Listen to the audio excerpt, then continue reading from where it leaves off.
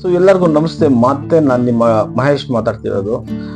Actually ನನಗೆ ಸಾಕಷ್ಟು ಜನ ಫೋನ್ ಮಾಡ್ತಾ ಇದ್ದಾರೆ, ಇಲ್ಲ ಮೆಸೇಜ್ ಮಾಡ್ತಾ ಇದ್ದಾರೆ. ಸರ್, ಈ ವೈಟಮಿನ್ಸ್ ಅಂದ್ರೆ ನಮ್ಗೆ ಆಕ್ಚುಲಿ ಏನು ಅಂತಾನೆ ಗೊತ್ತಿಲ್ಲ, ಇದ್ರ ಸಿಗ್ನಿಫಿಕೆನ್ಸ್ ಅಂದ್ರೆ ಇಂಪಾರ್ಟೆನ್ಸ್ ಏನು ಅಂತ ನಮಗೆ ತಿಳಿಸ್ಕೊಡಿ ಅಂತ. ಸೊ ಹಾಗಾಗಿ ನನಗೂ ಅನಿಸ್ತು, ಆಕ್ಚುಲಿ ಈ ವೈಟಮಿನ್ಸ್ ಮಿನರಲ್ಸ್ ಇಂತ ಸಾಕಷ್ಟು ಜನ ಅವ್ರಿಗೆ ಗೊತ್ತಿಲ್ಲದ ತರ ಎಷ್ಟೊಂದು ಸಮಸ್ಯೆ ಸಿಕ್ಕೊಂಡಿರ್ತಾರೆ. ನಮಗೆ ಅದರಿಂದ ಏನಾಗುತ್ತೆ, ಮೈನ್ಯೂಟ್ ಡಿಸೀಸ್ಗಳು ಬರ್ತಾ ಇರುತ್ತೆ. ಮೈನ್ಯೂಟ್ ಇಂದ ಏನಾಗುತ್ತೆ, ಅದು ಅಕ್ಯೂಟ್ ಇಂದ ಕ್ರಾನಿಕ್, ಇದೆಲ್ಲ ಚಿಕ್ಕದಿಂದ ದೊಡ್ಡದಾಗಿ ಕಾಯಿಲೆಗಳು ಹರಡುವಂತ ಸಾಧ್ಯತೆಗಳಿದ್ದಾವೆ. ಸರಿನಾ? ಸೊ ಹಾಗಾಗಿ ನಾನು ಆಕ್ಚುಲಿ ಈ ವಿಡಿಯೋದಲ್ಲಿ ಏನ್ ಮಾಡ್ತೀನಿ ಅಂದ್ರೆ, ವೈಟಮಿನ್ ಸೀರೀಸ್ ಅಂದ್ರೆ ವೈಟಮಿನ್ಸ್ ನಮ್ಗೆ ಎಷ್ಟೊಂದು ತರ ಇದೆ. ಪ್ರತಿಯೊಂದು ವೈಟಮಿನ್ಸ್ ಕೂಡ ನಿಮ್ಗೆ ಪ್ರತಿಯೊಂದು ವಿಡಿಯೋದಲ್ಲಿ ನಾನು ನಿಮ್ಗೆ ಎಕ್ಸ್ಪ್ಲೈನ್ ಮಾಡ್ತೀನಿ. ಯಾವ್ದು ತಗೊಬೇಕು, ಎಷ್ಟು ತಗೊಬೇಕು, ಮತ್ತೆ ಅದರಿಂದ ಬರುವಂತ ಕಾಯಿಲೆಗಳು. ನಮ್ಗೆಲ್ಲರಿಗೂ ಕೂಡ ವೈಟಮಿನ್ ಡಿಫಿಷಿಯನ್ಸಿ ಇದ್ದೇ ಇರುತ್ತೆ.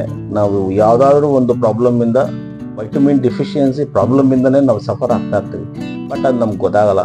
ಆಕ್ಚುಲಿ ಈಗ ನಾನು ಮಾಡ್ತೀನಲ್ಲ ವಿಡಿಯೋ, ಆ ವಿಡಿಯೋ ನೀವು ನೋಡಿ ನಿಮ್ಮಲ್ಲಿ ಯಾವ ತರ ಕಾಯಿಲೆಗಳಿದಾವೆ, ಇಲ್ಲ ಪ್ರಾಬ್ಲಮ್ಸ್ ಇದೆ ವೈಟಮಿನ್ಸ್ ಇಂದ ಅಂತ ನಿಮ್ಗೆ ಅರ್ಥ ಆಗುತ್ತೆ. ಆಮೇಲೆ ಇದಕ್ಕೆ ಸೊಲ್ಯೂಷನ್ ತಗೊಂಡು ಅದಕ್ಕೆ ಬೇಕಾಗಿರೋಂಥ ವೈಟಮಿನ್ಸ್ ಇಲ್ಲ ಆಹಾರನ ನೀವು ಚೇಂಜ್ ಮಾಡ್ಕೊಂಡ್ರೆ ನಿಮ್ಮ ಕಾಯಿಲೆ ಏನಾಗುತ್ತೆ, ಪರ್ಮನೆಂಟ್ ಆಗಿ ವಾಸಿಯಾಗುವಂತ ಚಾನ್ಸಸ್ ಇರುತ್ತೆ. ಈಗ ನೋಡಿ, ಫಸ್ಟ್ ನಾವು ವೈಟಮಿನ್ಸ್ ಮಾತಾಡೋಕ್ಕಿಂತ ಮುಂಚೆ ನಾವು ನ್ಯೂಟ್ರಿಯೆಂಟ್ಸ್ ಬಗ್ಗೆ ಮಾತಾಡಬೇಕು. ಆಕ್ಚುಲಿ ನ್ಯೂಟ್ರಿಯೆಂಟ್ಸ್ ಅಂದ್ರೆ ಏನು, ನಮಗೆ ಆಹಾರ ಅಂತ. ಸರಿನಾ? ನಾವು 3 ತರ ಕ್ಲಾಸಿಫಿಕೇಶನ್ ಮಾಡ್ತೀವಿ. ಒಂದು ಮ್ಯಾಕ್ರೋ ನ್ಯೂಟ್ರಿಯೆಂಟ್ಸು, ಮೈಕ್ರೋ ನ್ಯೂಟ್ರಿಯೆಂಟ್ಸು, ಮತ್ತೆ ಟ್ರೇಸ್ ಎಲಿಮೆಂಟ್ಸ್ ಅಂತ. ಮ್ಯಾಕ್ರೋ ನ್ಯೂಟ್ರಿಯೆಂಟ್ಸು ನಮಗೆ ಎನರ್ಜಿನ ಕೊಡುತ್ತೆ, ಇದೆಲ್ಲ ನಮ್ಮ ಸೆಲ್ಸ್ಗಳು ಜಾಸ್ತಿ ಪ್ರಮಾಣದಲ್ಲಿ ಅಬ್ಸಾರ್ಪ್ಷನ್ ಮಾಡ್ಕೊಳ್ಳುತ್ತೆ. ಮೈಕ್ರೋ ಕಡಿಮೆ ಮಾಡ್ಕೊಳ್ಳುತ್ತೆ. ಟ್ರೇಸ್ ಎಲಿಮೆಂಟ್ಸ್ ಬೇಕೇ ಬೇಕು ಆಕ್ಚುಲಿ. ಅವಿಲ್ಲ ಅಂದ್ರೆ ನಿಮ್ಮ ದೇಹದಲ್ಲಿ ಇರುವಂತ ಸಾಕಷ್ಟು ಎನ್ಸೈಮ್ಸ್ ಏನಾಗುತ್ತೆ, ಆಕ್ಟಿವೇಟ್ ಆಗಲ್ಲ, ಸಾಕಷ್ಟು ಬಯೋಕೆಮಿಕಲ್ ರಿಯಾಕ್ಷನ್ಸ್ ಆಗೋದಿಲ್ಲ. ಸೊ ಹಾಗಾಗಿ ಅಷ್ಟು ಕೂಡ ನಮಗೆ ತುಂಬಾ ಇಂಪಾರ್ಟೆಂಟ್. ಇದು ನಿಮಗೆ ನ್ಯೂಟ್ರಿಯೆಂಟ್ ಕ್ಲಾಸಿಫಿಕೇಶನ್ ನಾವು ಮಾಡ್ತೀವಿ. ಈಗ ನಮಗೆ ವೈಟಮಿನ್ಸ್ ಯಾವ್ದ್ರಲ್ಲಿ ಬರುತ್ತೆ ಅಂದ್ರೆ ಮೈಕ್ರೋ ನ್ಯೂಟ್ರಿಯೆಂಟ್ಸ್ ಅಲ್ಲಿ ಬರುತ್ತೆ. ಅಂದ್ರೆ ನಮಗೆ ಈ ವೈಟಮಿನ್ಸ್ ನಮಗೆ ತುಂಬಾ ಜಾಸ್ತಿ ಬೇಕಾಗಲ್ಲ, ಕಡಿಮೆ ಪ್ರಮಾಣದಲ್ಲಿ ಇರಬೇಕು. ಕರೆಕ್ಟಾ? ಕಡಿಮೆ ಪ್ರಮಾಣದಲ್ಲಿ. ಸೊ ನಿನ್ನ ಸೆಲ್ಸ್ಗೆ ಇಲ್ಲ ನಿನ್ನ ದೇಹಕ್ಕೆ ಎಷ್ಟು ಬೇಕಾಗುತ್ತೋ ಅಷ್ಟು ಇರಬೇಕಾಗತ್ತೆ. ವೈಟಮಿನ್ಸ್ ನಿಮ್ಗೆ ಜಾಸ್ತಿ ಆದ್ರೂ ಕೂಡ ಕಾಯಿಲೆ ಬರುತ್ತೆ, ಅದನ್ನ ನಾವು ಹೈಪರ್ ವೈಟಮಿನೋಸಿಸ್ ಅಂತ ಕರಿತೀವಿ. ಕಡಿಮೆ ಆದ್ರೂ ಕೂಡ ಕಾಯಿಲೆ ಬರುತ್ತೆ, ಹೈಪೋ ವೈಟಮಿನ್ಸ್ ಅಂತ ಹೇಳ್ತೀವಿ. ಸೊ ಹಾಗಾಗಿ ವೈಟಮಿನ್ಸು ನಿನಗೆ ಎಷ್ಟು ಪ್ರಮಾಣದಲ್ಲಿ ಬೇಕೋ ಅಷ್ಟೇ ಪ್ರಮಾಣದಲ್ಲಿ ಬೇಕು. ಕಡಿಮೆ ಆಯ್ತು ಅಂತ ಜಾಸ್ತಿನೂ ತಗೊಬಾರ್ದು. ಸರಿನಾ? ಸೊ ಇಲ್ಲ ಅಂದ್ರೆ ಇಲ್ವೇ ಇಲ್ವಲ್ಲ ಬಿಡು ಅಂತ ಸುಮ್ಮನೆನೂ ಆಗ್ಬಾರ್ದು. ಈಗ ನೋಡಿ, ವೈಟಮಿನ್ಸ್ ಅಂದ್ರೆ ಏನು? ಇವೆಲ್ಲಾನು ಕೂಡ ಆರ್ಗ್ಯಾನಿಕ್ ಮಾಲಿಕ್ಯೂಲ್ಸ್, ಇದೆಲ್ಲ ಆರ್ಗ್ಯಾನಿಕ್ ಸಬ್ಸ್ಟೆನ್ಸಸ್. ಯಾವುದೇ ಒಂದು ವೈಟಮಿನ್ಸ್ ನಿಮ್ಗೆ ಗ್ಲೂಕೋಸ್ ತರ ಇಲ್ಲಾಂದ್ರೆ ಕಾರ್ಬೋಹೈಡ್ರೇಟ್ಸ್ ತರ ಎನರ್ಜಿ ಕೊಡಲ್ಲ. ಇವೇನ್ ಮಾಡ್ತವೆ ಅಂದ್ರೆ ನಮ್ಮ ಜೀವಕೋಶ ಒಂದು ಗ್ರೋತ್ ಆಗಿರ್ಬೋದು, ಡೆವಲಪ್ಮೆಂಟ್ ಆಗಿರ್ಬೋದು, ಇಮ್ಯುನಿಟಿ ಆಗಿರ್ಬೋದು. ಆಯ್ತಾ? ಹಾಗಾಗಿ ಒಂದು ಹೋಮಿಯೋಸ್ಟಾಸಿಸ್ ಮೇಂಟೈನ್ ಮಾಡ್ಕೊಳ್ಳೋಕೆ ನಮಗೆ ವೈಟಮಿನ್ಸ್ ತುಂಬಾ ಇಂಪಾರ್ಟೆಂಟ್ ಆಗುತ್ತೆ. ಆ ತರ ವೈಟಮಿನ್ಸ್ ನಾವು 2 ತರ ಕ್ಲಾಸಿಫಿಕೇಶನ್ ಮಾಡ್ತೀವಿ. ಒಂದು ಫ್ಯಾಟ್ ಸಾಲ್ಯುಬಲ್ ವೈಟಮಿನ್ಸ್, ಇನ್ನೊಂದು water soluble vitamins. Fat soluble vitamins ಅಂದ್ರೆ vitamin A, D, E, K 4 vitamins ಬರುತ್ತೆ. ಯಾವ್ದು? ಒಂದು vitamin A, vitamin D, vitamin E, ಮತ್ತೆ ವೈಟಮಿನ್ ಕೆ. ಸರಿನಾ? Vitamin A, D, E, K ಇದು ತುಂಬಾ ಇಂಪಾರ್ಟೆಂಟ್, ಚೆನ್ನಾಗಿ ಜ್ಞಾಪಕ ಇಟ್ಕೊಂಡಿರಿ. ಮತ್ತೆ ನಿಮ್ಗೆ ವಾಟರ್ ಸಾಲ್ಯುಬಲ್ ವೈಟಮಿನ್ಸ್ ಅಲ್ಲಿ ನಮ್ಗೆ 2 ಬರೋದು. ಒಂದು ವೈಟಮಿನ್ ಸಿ ಬರುತ್ತೆ, ಇನ್ನೊಂದು ವೈಟಮಿನ್ ಬಿ ಕಾಂಪ್ಲೆಕ್ಸ್ ಅಂತ ಕರಿತೀವಿ. ಈ ವೈಟಮಿನ್ ಬಿ ಕಾಂಪ್ಲೆಕ್ಸ್ ಅಂದ್ರೆ ಏನು ನೋಡಿ, ನಿಮ್ಗೆ ವೈಟಮಿನ್ ಬಿ ಕಾಂಪ್ಲೆಕ್ಸ್ ಅಲ್ಲಿ ಸಾಕಷ್ಟು ಏನಾಗುತ್ತೆ ಪ್ರಮಾಣದಲ್ಲಿ ನಿಮ್ಗೆ ಆಲ್ಮೋಸ್ಟ್ 8 ವೈಟಮಿನ್ ಬಿ ಕಾಂಪ್ಲೆಕ್ಸ್ ಬರುತ್ತೆ. ಅದರಲ್ಲಿ ವೈಟಮಿನ್ B1, B2, B3. ಸರಿನಾ? ಮತ್ತೆ B5, B6, B7, okay, B9, B12. Total ಎಷ್ಟಾಯ್ತು ನಮಗೆ 8 ವೈಟಮಿನ್ಸ್ ಆಗುತ್ತೆ, ಅದು ವೈಟಮಿನ್ ಬಿ. ಹಾಗಾಗಿ ನೀವೆಲ್ಲರೂ ಆಚೆ ಹೋಗಿ ವೈಟಮಿನ್ ಬಿ ಟ್ಯಾಬ್ಲೆಟ್ ತಗೊಳ್ಳಿ ಅಂದ್ರೆ ವೈಟಮಿನ್ ಬಿ ಕಾಂಪ್ಲೆಕ್ಸ್ ಅಂದ್ರೆ ಏನು, 8 ಡಿಫರೆಂಟ್ ವೈಟಮಿನ್ ಬಿ ಕಾಂಪ್ಲೆಕ್ಸ್ ಸೇರಿ. ಸರಿನಾ? ಸೊ ಅದೊಂದು ಕಾಂಪ್ಲೆಕ್ಸ್ ಆಗಿರುತ್ತೆ. ಓವರ್ ಆಲ್ ನೀವು vitamin A, D, E, K ಮತ್ತೆ ವೈಟಮಿನ್ ಬಿ ಕಾಂಪ್ಲೆಕ್ಸ್ ಅಲ್ಲಿ, ಸರಿನಾ? ಸೊ ಅದರಲ್ಲಿ 8 ವೈಟಮಿನ್ಸ್ ಮತ್ತೆ ವೈಟಮಿನ್ ಸಿ ಅಷ್ಟು ಸೇರಿದ್ರೆ ನಿಮ್ಗೆ ಅಪ್ರಾಕ್ಸಿಮೇಟ್ಲಿ 13 ವೈಟಮಿನ್ಸ್ ನಮ್ಮ ದೇಹಕ್ಕೆ ಬೇಕಾಗುತ್ತೆ. ಸರಿನಾ? ಎಷ್ಟು? 13 ವೈಟಮಿನ್ಸ್ ನಮ್ಗೆ ಬೇಕಾಗುತ್ತೆ. ಹಾರ್ಟ್ ಇರ್ಬೋದು, ಕಿಡ್ನಿ ಇರ್ಬೋದು, ಸ್ಕಿನ್ ಇರ್ಬೋದು, ಇಲ್ಲ ನಮ್ಮ ಇಮ್ಯುನಿಟಿ ಇರ್ಬೋದು, ಇಲ್ಲ ಕಣ್ಣಿನ ಪ್ರಾಬ್ಲಮ್, ಇಲ್ಲ ನಮ್ಮ ಬ್ರೈನ್ ಸರಿಯಾಗಿ ಓಡದಲ್ಲೇ ಇರ್ಬೋದು, ಎಲ್ಲದಕ್ಕೂ ನಾವು ಸೂಕ್ಷ್ಮವಾಗಿ ಅಬ್ಸರ್ವ್ ಮಾಡ್ಕೊಂಡು ಹೋದ್ರೆ ವೈಟಮಿನ್ಸೇ ಆಗಿರುತ್ತೆ. ಎಷ್ಟೊಂದು ಜನಕ್ಕೆ ಸಾಕಷ್ಟು ಸತಿ ಚೆನ್ನಾಗಿ ಊಟ ಮಾಡಿ ತಿಂದಿದ್ರೆ ಸುಮ್ಮನೆ ನಿದ್ದೆ ಬರ್ತಾ ಇರುತ್ತೆ, ಸುಸ್ತಾಗಂಗೆ ಆಗ್ತಾ ಇರುತ್ತೆ ಎಷ್ಟೇ ಊಟ ಮಾಡಿದ್ರು. ಸರಿನಾ, ರಾತ್ರಿ ಹೊತ್ತು ಸರಿಯಾಗಿ ನಿದ್ದೆ ಬರೋದಿಲ್ಲ. ಈಗ ಏನಾದ್ರು ಚಳಿಗಾಲ ಇಲ್ಲ ಅಂದ್ರೆ ಮಳೆಗಾಲ ಬಂದ್ರೆ ಸ್ಕಿನ್ ಇನ್ಫೆಕ್ಷನ್ ಆಗುವಂಥದ್ದು. ಸೊ ಹೀಗೆ ಮತ್ತೆ ಡೈಜೆಷನ್ ಸರಿಯಾಗಿ ಆಗ್ದಲೇ ಇರುವಂಥದ್ದು. ಇವಕ್ಕೆಲ್ಲ ಕಾರಣ ಏನಂದ್ರೆ ನಮ್ಮ ವೈಟಮಿನ್ಸ್. ಈ ವೈಟಮಿನ್ ಏನಾದ್ರು ನಮ್ಗೆ ಪ್ರಾಬ್ಲಮ್ ಆಯ್ತು ಅಂದ್ರೆ ಎಲ್ಲ ಅಂಗಾಂಗಕ್ಕೂ ಕೂಡ ಏನಾಗುತ್ತೆ ಸೊ ಪ್ರಾಬ್ಲಮ್. ಇದು ಹೆಂಗೆ ಅಂದ್ರೆ ಎಷ್ಟೇ ಚೆನ್ನಾಗಿ ನಾವು ಅಡುಗೆ ಮಾಡಿದ್ರು ಕೂಡ, ಹಬ್ಬದ ಊಟ ಇಲ್ಲಾಂದ್ರೆ ನಾನ್ ವೆಜ್ ಏನೇ ಮಾಡಿದ್ರು ಕೂಡ ಉಪ್ಪೇ ಹಾಕಿಲ್ಲ ಅಂದ್ರೆ ಎಷ್ಟೇ ಕಾಸ್ಟ್ಲಿ ಫುಡ್ ಆದ್ರೂ ಕೂಡ ನಮ್ಗೆ ವೇಸ್ಟ್ ಆಗ್ಬಿಡುತ್ತೆ, ತಿನ್ನಕ್ಕಾಗಲ್ಲ. ಈ ವೈಟಮಿನ್ ಹಂಗೆ ಉಪ್ಪು ತರ ಸಣ್ಣ ಪ್ರಮಾಣದಲ್ಲಿ ಬೇಕು, ಬಟ್ ಸಣ್ಣ ಪ್ರಮಾಣದಲ್ಲಿ ಇದು ಬೇಕು. ಅದಿಲ್ಲ ಅಂದ್ರೆ ಸೊ ಅಷ್ಟು ಏನಾಗುತ್ತೆ ನಮ್ಮ ಫಿಸಿಯೋಲಾಜಿಕಲ್ ಫಂಕ್ಷನ್ ನೆಟ್ಟಿಗೆ ಫಂಕ್ಷನ್ ಆಗಲ್ಲ. ಅಷ್ಟು ಇಂಪಾರ್ಟೆಂಟ್ ಇದು, ಸರಿನಾ. ಈಗ ನೋಡಿ ವೈಟಮಿನ್ ಎ ಬರೋಣ. ವೈಟಮಿನ್ ಎ ನ ಸಾಮಾನ್ಯವಾಗಿ ನಾವು ರೆಟಿನಾಲ್ ಅಂತ ಕರಿತೀವಿ, ಸರಿನಾ. ರೆಟಿನಾಲ್ ಅದು ಸೈಂಟಿಫಿಕ್ ನೇಮ್. ಈ ವೈಟಮಿನ್ ಎ ಇಂದ ನಮ್ಮ ಜೀವಕೋಶ ಅಂದ್ರೆ ಸೆಲ್ ಗ್ರೋತ್, ಡೆವಲಪ್ಮೆಂಟ್, ರೀಪ್ರೊಡಕ್ಷನ್, ಸರಿನಾ.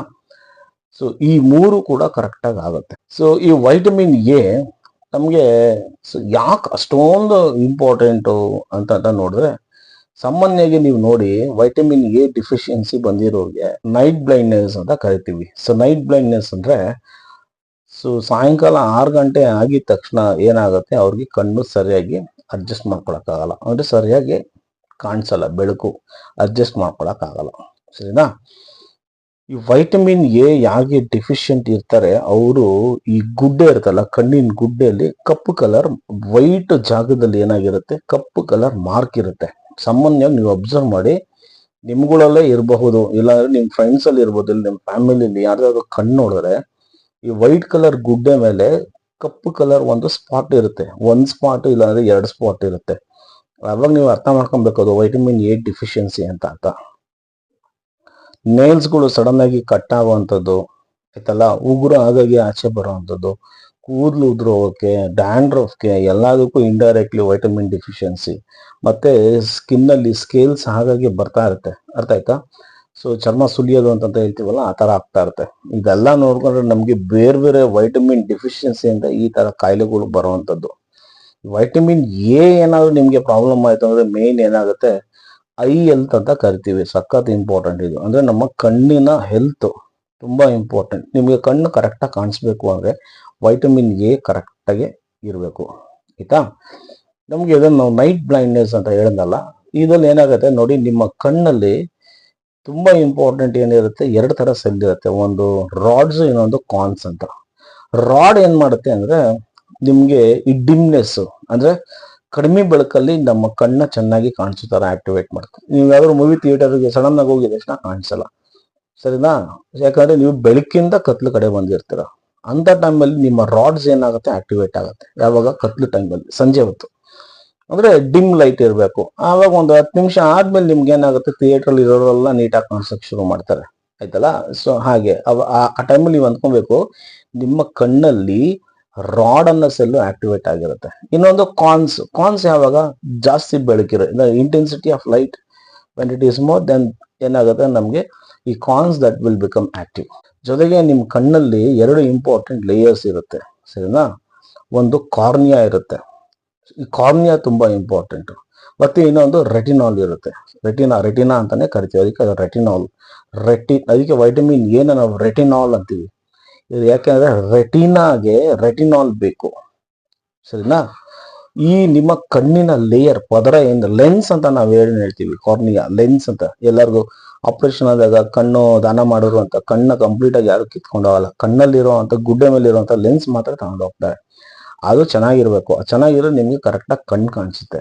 ಮತ್ತೆ ನಿಮ್ ಕಣ್ಣಲ್ಲಿರುವಂತ ರಾಡ್ಸ್ ಅಂಡ್ ಕಾನ್ಸ್ 2 ಸೆಲ್ಸ್ ಕರೆಕ್ಟಾಗಿ ಫಂಕ್ಷನ್ ಮಾಡಬೇಕು. ನಮ್ಗೆ ಸಮಸ್ಯೆ ಎಲ್ಲ ಆಗುತ್ತೆ ಅಂದ್ರೆ ನೋಡಿ, ಈ ರೆಟಿನಾ ಮತ್ತೆ ಕಾರ್ನಿಯಾ ಅಲ್ಲೂ ಕೂಡ ಡ್ಯಾಮೇಜ್ ಆಗುತ್ತೆ. ಮತ್ತೆ ರಾಡ್ಸ್ ಅಂಡ್ ಕಾನ್ಸ್ 2 ಕೂಡ ಕರೆಕ್ಟಾಗಿ ಫಂಕ್ಷನ್ ಮಾಡಲ್ಲ. ಇದು ಯಾಕೆ ಸಮಸ್ಯೆ ಆಗುತ್ತೆ ಅಂದ್ರೆ ನಮ್ಗೆ ಸೊ ರೋಡಾಪ್ಸಿನ್ ಅಂತ ಒಂದು ಇಂಪಾರ್ಟೆಂಟ್ ಪ್ರೋಟೀನ್ ಇರುತ್ತೆ ನಮ್ಮ ಯಾವುದು ಕಾರ್ನಿಯಾದಲ್ಲಿ, ಅದೊಂದು ಪ್ರೋಟೀನ್. ಆ ರೋಡಾಪ್ಸಿನ್ ನಮ್ಗೆ ವೈಟಮಿನ್ ಡಿರೈವೇಟಿವ್. ನಿಮ್ಗೆ ವೈಟಮಿನ್ ಎ ಡಿಫಿಷಿಯನ್ಸಿ ಆಯ್ತು ಅಂದ್ರೆ ರೋಡಾಪ್ಸಿನ್ ಪಿಗ್ಮೆಂಟ್ ಏನಾಗುತ್ತೆ ನಮ್ಗೆ ಕಡಿಮೆ ಆಗುತ್ತೆ. ರೋಡಾಪ್ಸಿನ್ ಇಲ್ಲ ಅಂದ್ರೆ ನಮ್ಮ ಕಾರ್ನಿಯಾ ಹೆಲ್ತ್ ಹಾಳಾಗೋಗುತ್ತೆ, ಅದಕ್ಕೆ ನಮ್ಗೆ ಕಣ್ಣು ಸರಿಯಾಗಿ ಕಾಣಿಸಲ್ಲ. ಅರ್ಥ ಆಯ್ತಾ? ಈ ಹಗಲ್ಗುರುಡುತನ ಅಂತ ಹೇಳ್ತೀವಿ. ನಮ್ಗೆ ಎರಡು ತರ ಇದೆ. ಒಂದು ಕಲರ್ ಬ್ಲೈಂಡ್ನೆಸ್ ಅಂದ್ರೆ ಅದು ನಿಮ್ಗೆ ಹೆರಿಡಿಟರಿ ಡಿಸೀಸ್, ಜೆನೆಟಿಕ್ಸ್ ಇಂದ ಬರುತ್ತೆ. ಆಯ್ತಾ?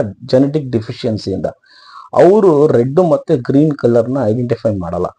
ರೆಡ್ ಕಲರ್ ನೋಡಿದ್ರೆ ಅವ್ರಿಗೆ ಕಪ್ ಕಲರ್ ಕಾಣಿಸುತ್ತೆ, ಇಲ್ಲ ಗ್ರೀನ್ ಕಲರ್ ನೋಡಿದ್ರೆ ಕಪ್ ಕಲರ್ ಕಾಣಿಸುತ್ತೆ. ಅದನ್ನ ನಾವು ಕಲರ್ ಬ್ಲೈಂಡ್ನೆಸ್ ಅಂತ ಕರಿತೀವಿ. ಇನ್ನೊಂದು ನೈಟ್ ಬ್ಲೈಂಡ್ನೆಸ್. ನಿಮ್ಗೆ ಯಾವಾಗ ಸಾಯಂಕಾಲ ಆಗ್ತಾ ಸಾಯಂಕಾಲನೇ ಆಗ್ಬೇಕಂತಲ್ಲ, ಮೋಡ ಮುಚ್ಚಿದ್ರು ಕೂಡ ಅವ್ರಿಗೆ ಸರಿಯಾಗಿ ಕಣ್ ಕಾಣಿಸಲ್ಲ. ಅಂದ್ರೆ ಬ್ರೈಟ್ ಆಗಿದೆ ಕಣ್ ಕಾಣಿಸುತ್ತೆ. ಸರಿನಾ? ಸೊ ರಾಡ್ಸ್ ಇವ್ರಿಗೆ ವೀಕ್ ಇರುತ್ತೆ, ಸೊ ಕಾರ್ನ್ಸ್ ಚೆನ್ನಾಗಿರುತ್ತೆ. ಸೊ ರಾಡ್ಸ್ ಯಾಕೆ ವೀಕು? ಇದೇ ಕಾರಣ ಆಯ್ತಲ್ಲ, ವೈಟಮಿನ್ ಎ ಡಿಫಿಷಿಯನ್ಸಿ ಇದೊಂದು.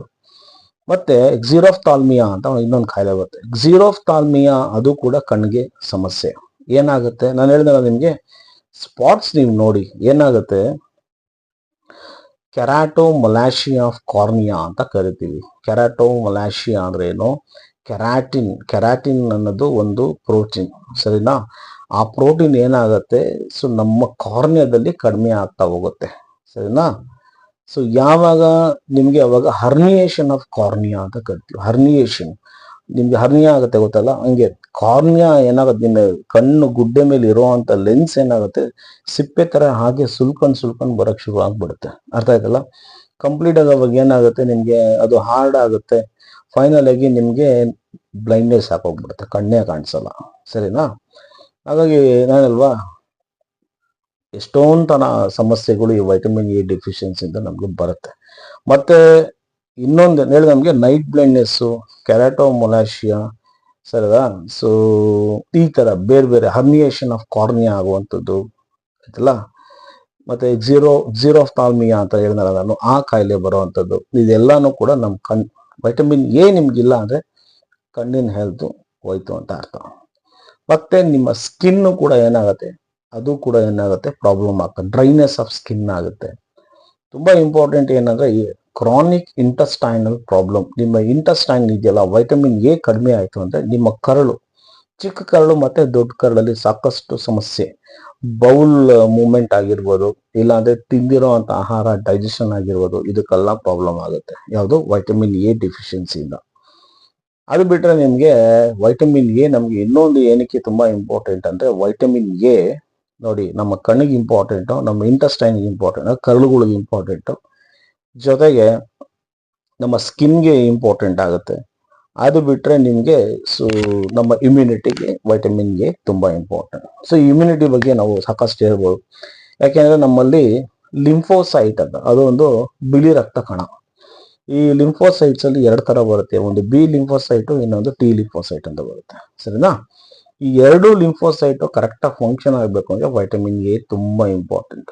ಯಾವಾಗ ಈ ವೈಟಮಿನ್ ಎ ಡಿಫಿಷಿಯನ್ಸಿ ಆಗುತ್ತೆ, ಈ ಲಿಂಫೋಸೈಟ್ಸ್ಗಳು ಅಂದ್ರೆ ಬಿ ಮತ್ತೆ ಟಿ ಲಿಂಫೋಸೈಟ್ಸ್ ಕರೆಕ್ಟ್ ಆಗಿ ಫಂಕ್ಷನ್ ಆಗಲ್ಲ. ಅದಾಗಲ್ಲ ಅಂದ್ರೆ ನಮ್ಗೆ ಸೆಲ್ ಮೀಡಿಯೇಟೆಡ್ ಇಮ್ಯುನಿಟಿ ಅಂತ ಕರಿತೀವಿ. ಸೊ ಎಲ್ಲದಕ್ಕೂ ಇನ್ಫೆಕ್ಷನ್ ಆಗಕ್ ಶುರು ಆಗುತ್ತೆ, ನಮ್ಮ ಇಮ್ಯುನಿಟಿ ಕಡಿಮೆ ಆಗುತ್ತೆ. ಮ್ಯಾಕ್ರೋಫೇಜಸ್ ಅಂತ ಇರ್ತಾನೆ ನಿಮ್ ದೇಹದಲ್ಲಿ, ಅವು ಕೂಡ ಸರಿಯಾಗಿ ಕೆಲಸ ಮಾಡಲ್ಲ. ಆಯ್ತಲ್ಲ? ನಾನು ಸಾಕಷ್ಟು ನಿಮ್ಗೆ ಸೈಂಟಿಫಿಕ್ ಟರ್ಮ್ನ ಅಂದ್ರೆ ಮೆಡಿಕಲ್ ಟರ್ಮ್ನ ಯೂಸ್ ಮಾಡ್ತಾ ಇದ್ದೀನಿ. ಅರ್ಥ ಆಗಿಲ್ಲ ಅಂದ್ರೆ ಕಾಮೆಂಟ್ಸ್ ಅಲ್ಲಿ ನನಗೆ ಕೇಳಿ, ಬಿಕಾಸ್ ಅದು ಕನ್ನಡದಲ್ಲಿ ನಮ್ಗೆ ಸರಿಯಾಗಿ ಸಿಗಲ್ಲ. ಆಯ್ತಲ್ಲ? ಸೊ ಸಾಧ್ಯವಾದಷ್ಟು ನಾನು ಏನ್ ಮಾಡ್ತೀನಿ, ನಿಮ್ ಕನ್ನಡದಲ್ಲೇ ಹೇಳಕ್ಕೆ ಟ್ರೈ ಮಾಡ್ತೀನಿ. ಮೆಡಿಕಲ್ ಇರೋದನ್ನ, ಕೆಲವನ್ನ ನಾವು ಮೆಡಿಕಲ್ ಇರುವಂತ ಟರ್ಮ್ಸ್ ಹಾಗೆ ಹೇಳ್ಬೇಕಾಗತ್ತೆ. ಸರಿನಾ? ಈ ಮ್ಯಾಕ್ರೋಫೇಜಸ್ ಮತ್ತೆ T killer cells, natural killer cells ಅಂತ ಬರುತ್ತೆ. ಸೊ ಮತ್ತೆ ಬಿ ಲಿಂಫೋಸೈಟ್ಸ್ ಆಗಿರ್ಬೋದು, ಟಿ ಲಿಂಫೋಸೈಟ್ಸ್, ಇವ್ಯಾವು ಕೂಡ ಕರೆಕ್ಟ್ ಆಗಿ ಫಂಕ್ಷನ್ ಮಾಡಲ್ಲ. ಅವಾಗ ನಮ್ಗೆ ಏನಾಗುತ್ತೆ, ಆಟೋ ಇಮ್ಯೂನ್ ಡಿಸಾರ್ಡರ್ಸ್ ಅಂತ ಬರುತ್ತೆ. ಆಟೋ ಇಮ್ಯೂನ್ ಡಿಸಾರ್ಡರ್ಸ್ ನಾನು ಇನ್ನೊಂದ್ ದಿನ ಯಾವತ್ತಾದ್ರು ಹೇಳ್ತೀನಿ. ಸರಿನಾ? ಸೊ ಈ ಆಟೋ ಇಮ್ಯೂನ್ ಡಿಸಾರ್ಡರ್ ಬಂತು ಅಂದ್ರೆ ನಮ್ಗೆ ಅದಕ್ಕೆ ಸಂಬಂಧಪಟ್ಟಿರುವಂತ ಕಾಯಿಲೆಗಳು ಬರುತ್ತೆ. ಏನೇನೋ ಒಂದು ಗ್ರೇವ್ಸ್ ಡಿಸೀಸ್, ಹೋಶಿಮೋಟೋಸ್ ಡಿಸೀಸ್, ಮತ್ತೆ severe combined immuno deficiency, SCID ಅಂತ ಕರಿತೀವಿ. ಈ ತರ ಸಾಕಷ್ಟು ಆಟೋಮ್ಯೂನ್ ಡಿಸಾರ್ಡರ್ಸ್ ನಮ್ಗೆ ಸೊ ಕಾಣಿಸ್ಕೊಳಕ್ ಶುರು ಆಗುತ್ತೆ. ನಾನು ಹೇಳ್ತಿರೋದು ಜಸ್ಟ್ ಒಂದೇ ವೈಟಮಿನ್, ಯಾವುದು? ವೈಟಮಿನ್ ಎ ಡಿಫಿಷಿಯನ್ಸಿ ಆದ್ರೆ ಏನೇನ್ ಸಮಸ್ಯೆ ಆಗುತ್ತೆ, ಕಣ್ಣು, ಸ್ಕಿನ್ನು, ಇಂಟೆಸ್ಟೈನು, ಮತ್ತೆ ಸಾಮಾನ್ಯವಾಗಿ ನಿಮ್ಗೆ ಸೊ ಇಮ್ಯುನಿಟಿ ಆಯ್ತಲ್ಲ, ಇಮ್ಯೂನ್ ಸಿಸ್ಟಮ್ ಪ್ರಾಬ್ಲಮ್ ಆಗುತ್ತೆ. ಇದು ನಾನು ಜಸ್ಟ್ ಬೇಸಿಕ್ ಹೇಳ್ತಾ ಇರೋದು, ಇನ್ನೂ ಸಾಕಷ್ಟು ಸಮಸ್ಯೆಗಳು ಆಗುತ್ತೆ. ಸರಿನಾ? ಆಹಾರ ಏನ್ ತಗೊಬೇಕು ಅಂದ್ರೆ, ನೀವು ಆಹಾರ ತುಂಬಾ ಇಂಪಾರ್ಟೆಂಟು, ವೆಜಿಟೇಬಲ್ಸು ಮತ್ತೆ ಸೊ ಮಾಂಸದಲ್ಲಿ ಬಂದ್ರೆ ನೀವು ಫಿಶ್ ಚೆನ್ನಾಗಿ ತಿನ್ನಿ. ಸೊ ಲಿವರ್ ಕಾರ್ಡ್ ಆಯಿಲ್ ಅಂತಾನೆ ಬರುತ್ತೆ, ಸರಿನಾ? ಫಿಶ್ ಲಿವರ್ ಕಾರ್ಡ್ ಆಯಿಲ್ ಅಂತ ಬರುತ್ತೆ, ಕಾರ್ಡ್ ಆಯಿಲ್ ಅಂತಾನೆ ಬರುತ್ತೆ, ನೀವು ನೋಡಿ. ಇಲ್ಲಾಂದ್ರೆ ಫಿಶ್ ಅಂದ್ರೆ ಮೆರೈನ್ ಫಿಶ್ ನೀವು ಜಾಸ್ತಿ ಮಾಂಸಾಹಾರಿ ಆಗಿದ್ರೆ ಮೆರೈನ್ ಫಿಶ್ ಚೆನ್ನಾಗಿ ತಿನ್ನಿ, ಸರಿನಾ? ಅದು ಇಂಪಾರ್ಟೆಂಟು. ಮತ್ತೆ ಚಿಕನ್ ಲಿವರ್ ಆಗಿರ್ಬೋದು, ಅದನ್ನು ತಿನ್ಬೋದು. ಸೊ ಮಾಂಸದಲ್ಲಿ ಲಿವರಲ್ಲಿ ನಿಮಗೆ ಜಾಸ್ತಿ ಏನಾಗುತ್ತೆ, ವೈಟಮಿನ್ ಎ ಸಿಗುತ್ತೆ.